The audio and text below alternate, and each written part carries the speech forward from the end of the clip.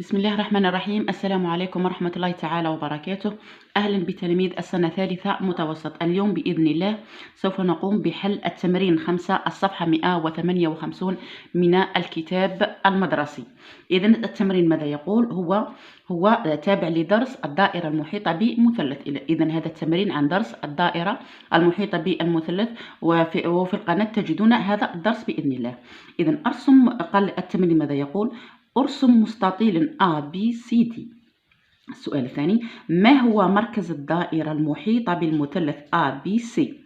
برر انتماء النقطة D إلى الدائرة C، إلى الدائرة السابقة. إذا أول شيء قال لك أرسم مستطيل ABCD. إحنا رسمناها ABCD. المستطيل من خواصه أنه زواياه قائمة، هذا معروف عند الكل. قال لك ما هو مركز الدائرة المحيطة بالمثلث ABC؟ نروح نرسم المثلث ABC. هذا هو المثلث ABC. إذن المثلث ABC قائم في B. المثلث إذن ABC هو قائم في B. هو هكذا. إذن السؤال وش قال لك؟ قال لك ما هو مركز الدائرة المحيطة بالمثلث ABC؟ في الأول نجاوبوا نقولوا شو هو المركز وبعد كنبرروا. شوف أول حاجة، شوفوا دوك راح نجيو نديروا منتصف هذا القطر تاع المستطيل. شوفوا دوك نروح نديروا المنتصف تاعو. اذا هو المنتصف هنا. اذا هذا هو يكون المنتصف، اذا حنا واش نقولوا هنا؟ شوفوا اولا، اول شيء لدينا ان المثلث ABC هنا نستعمل الخاصيه الاولى من خواص الدائرة المحيطة بالمثلث القائم. إذا نستعمل الخاصية الأولى من خواص الدائرة المحيطة بالمثلث القائم. الخاصية الأولى واش تقول؟ هنا نبرهنوا باللي هذا راهو وتر، نبرهنوا باللي الوتر AC راهو قطر للدائرة. كي نبرهنوا باللي راهو قطر للدائرة، هنا نثبتوا باللي منتصف هذا الوتر راهو مركز الدائرة. إذا هنا واش علينا؟ هنايا المطلوب هنا نثبت. إذا نثبت أن AC اللي هو الوتر قطر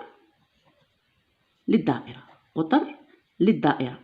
إذا هذه الخاصية الأولى للدائرة المحيطة بالمثلث القائم.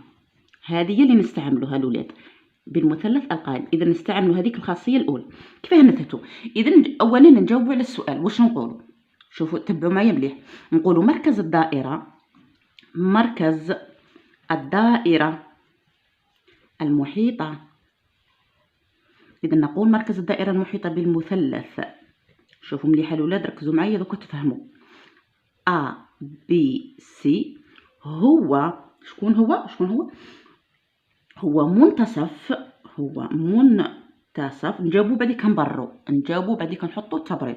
هو منتصف الوتر شكون؟ AC. الوتر AC. إذا حنا رانا جاوبنا على دوك نديروا التبرير. إذا التبرير شو هو التبرير؟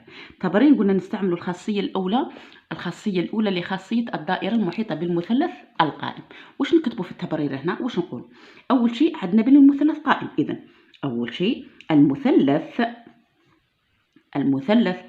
ABC قائم وين؟ قائم في B.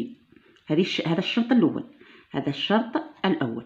الشرط وش هو؟ أن هذه النقاط ABC تنتمي للدائرة. إذن أن هذه الشرط الثاني هو أنه لازم تكون هذه ABC تنتمي للدائرة. وللدائرة هذه اللي مش شرط نسموها مثلا C أو يعني مهما يكون. إذن ABC هذه نقاط ABC رؤوس المثلث.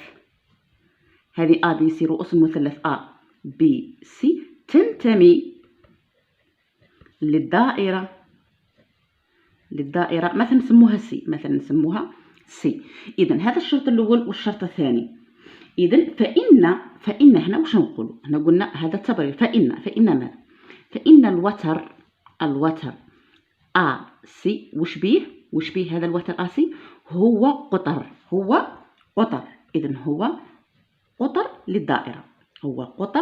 للدائرة، ومنتصف هذا الوتر ومنتصفه يعني منتصف هذا الوتر ومنتصفه هو مركز للدائرة، مركز للدائرة. إذن بما أن هذا راهو وتر وفي نفس الوقت راهو قطر للدائرة، فهو مركز للدائرة، إذن نقولوا حسب الخاصية خاصية الدائرة المحيطة بالمثلث القائم. كاينه طريقه واحده اخرى تنستعملوها في البرهان، هي طريقه تقاطع القطران، قطراء المستطيل. كي يتقاطعوا القطران تاع المستطيل يتقاطعوا في المنتصف، معناتها هذا وراه المنتصف، ونجو نرسموا منه الدائره. اذا انا مانيش حابه نزيد ندخلكم معلومات اخرى، نجو نسيو نرسموا الدائره. اذا نجو هنا نسيو نرسموا الدائره. ها شوفوا اسكو تفوتنا، هل تفوت على رؤوس فعلا على رؤوس؟ ها شوف، يعني راهي فاتت على رؤوس، يعني ها شوفوا الدائرة فاتت على رؤوس المستطيل. جيد. السؤال الثاني وش قال لك؟ إذا هذا رقم 1. رقم 2 وش قال لك؟ رقم 2 برر انتماء النقطة دي إلى الدائرة السابقة. إذا تبرير انتماء النقطة دي للدائرة. كيف نبرو باللي النقطة تنتمي إلى دائرة ما؟ كيف نبرو باللي نقطة تنتمي لدائرة محيطة بمثلث قائم؟ كيف نقولوا؟ أول شيء عندنا المثلث، ها A D C، وش بيه؟ راهو قائم في دي، صح ولا لا؟ A D C. إذا أول شيء وش نقولوا؟ المثلث هكذا، شوفوا المثلث A D C قائم في دي، هذه الحاجة الأولى. الحاجة الثانية AC راهو الوتر تاعو. الحاجة الثانية AC يعني الضلع AC وتره. إذا الضلع AC هو، إذا الضلع AC هو أيضا وتره، وفي نفس الوقت وقطر للدائرة، هو وتر وقطر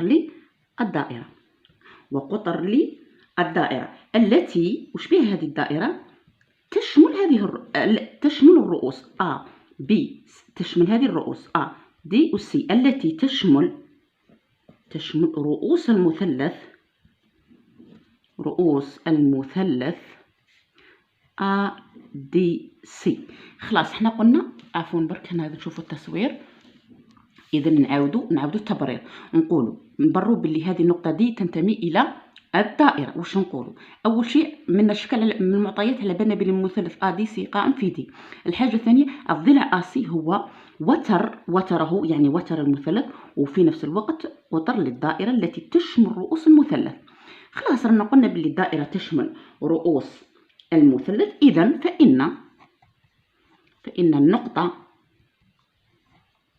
دي تنتمي للمثلث، تنتمي للدائرة C مثلا. قلنا نسموها مثلا هذه الدائرة C مثلا، نسموها C. إذا هذا هو التبرير. نقولوا كيف نبروا باللي المثلث راهو قائم. المثلث، شوفوا الولاد نعاودوا التبرير. عندنا المثلث قائم في دي، وعندنا الوتر تاعو هو في نفس الوقت راهو قطر للدائرة، قطر الدائرة ذات المركز O، مثلا نسموه المركز O. عندنا هذه A D C راهي الدائرة C، هذه الدائرة C ماهيش واضحة مليح. الدائرة C راهي تشمل النقاط A D C. إذا بما أنها تشمل هذه النقاط، فإن النقطة دي تنتمي إلى هذه الدائرة. أتمنى أن كل شيء واضح، والسلام عليكم ورحمة الله تعالى وبركاته.